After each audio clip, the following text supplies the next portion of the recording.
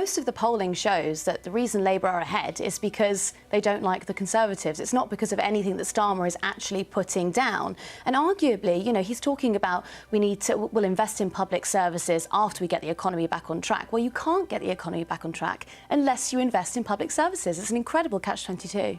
Well, you can get the private sector moving whilst reforming public services. There are things that we can do in the private sector on skills, on productivity, on technology, supporting businesses to improve their exports, which will get the economy growing, which will then result in some more money coming into our bank account in order to pay for public services. So there's a whole economy piece, and it's very complicated, it's very hard, and it's going to take time to turn it around because the country's in such a mess. But you sound like a Conservative when you say that. I don't think I am, because we're talking about reform. We're not saying the status quo is okay, we're saying things have to change, and we've got those 5 missions, which I think are very bold for the country. Our country is facing a genuine crisis.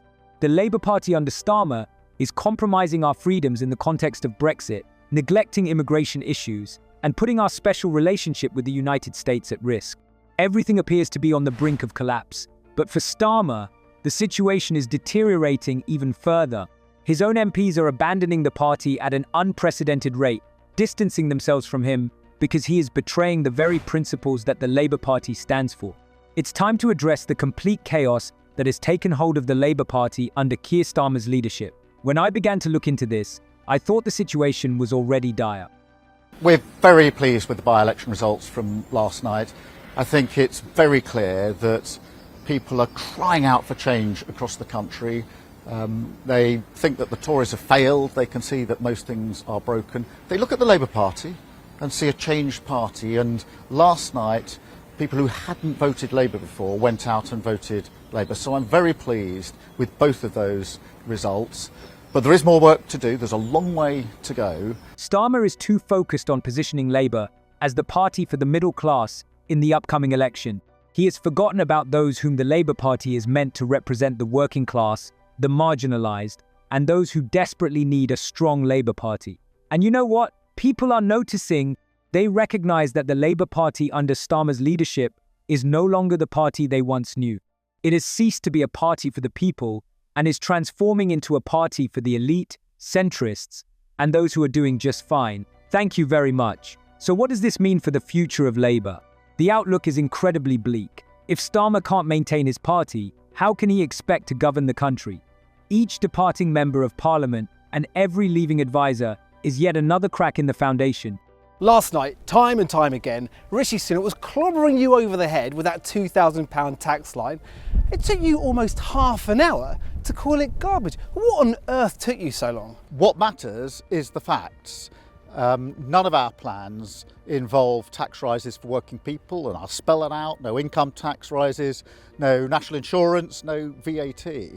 But what emerged from last night, and this is a very important takeaway, is that the Prime Minister of the United Kingdom, with his back against the wall, desperately trying to defend their record in office, resorted to lies, and he knows he was lying. And I don't say that lightly. Lying about our plans, lying about waiting lists, and lying about votes. And therefore the choice at the election is even clearer now, which is to turn our back, turn a page on the lies, the division and the chaos of the last 14 years, and rebuild the country. Starmer's ship is going down. His defence policy is not merely risky.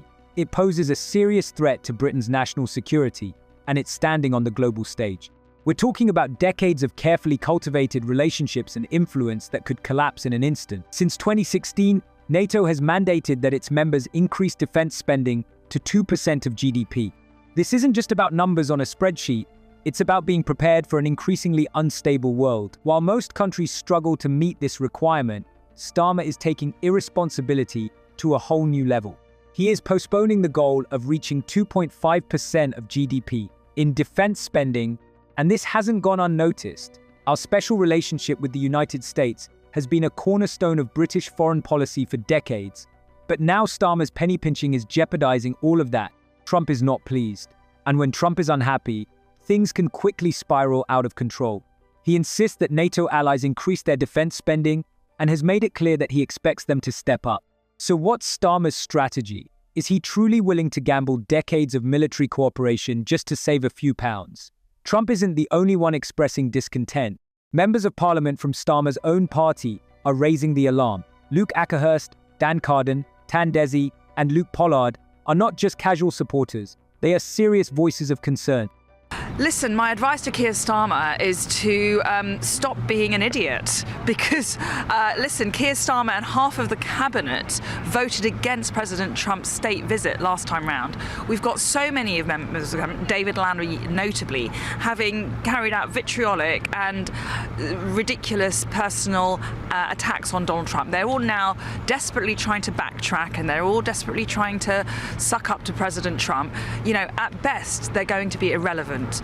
But at worst, they have done great harm to the UK's national interest. So they've got to grow up, stop playing petty student politics, and actually stand up for the UK, get a free trade agreement, work on ensuring our military and security agreements are robust, and learn the lessons of how Donald Trump is securing their border for a start. But I have to say, the situation is far worse than I had anticipated.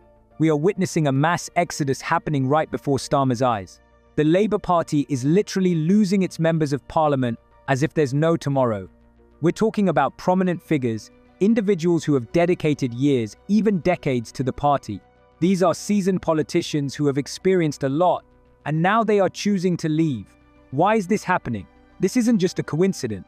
One MP confided in me that Starmer's Labour Party is no longer the party he joined. Ouch. That must sting, right? But it gets even worse.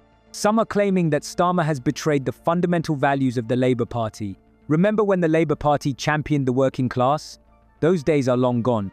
I can't believe, again, as you said there, that we have got a government that is putting the lives of our elderly at risk. These elderly have helped shape this country and put into this country over many decades. This country wouldn't be what it is today without those generations. Now, again, 4,000 could die, and that was their estimate in 2017, a Labour estimate. Now, prices have doubled since then, energy prices. So I'm predicting there could be a lot more. Now, this is a government that pre-election said that energy bills would come down and that they would look after pensioners. They've done the opposite. This is a Prime Minister that gets his specs paid for, his suits paid for. He gets the use of a £20 million penthouse for nothing. They are hypocrites and they are liars. These are Labour MPs who are openly criticising their leader. They assert that Starmer has no intention of increasing military spending, which could jeopardise our relationship with the United States. Penny Mordaunt, a former Conservative Defence Minister, even stated that the Starmer government seems intent on turning its back on the US by default. When you face criticism from both sides, it's a clear sign that you've made a mistake. This isn't just about satisfying your allies, it's about ensuring the safety of Britain. By postponing defense spending, Starmer is endangering our entire security. We're talking about our military leadership within NATO. If we fail to meet our commitments, we risk being sidelined. Keir Starmer, I think, is doing a wonderful job of distracting from the main points on his own home ground. I've voted all parties for all colours, and I'm 50 years old. I can remember Thatcher. I can remember voting with regards to George Osborne and Cameron.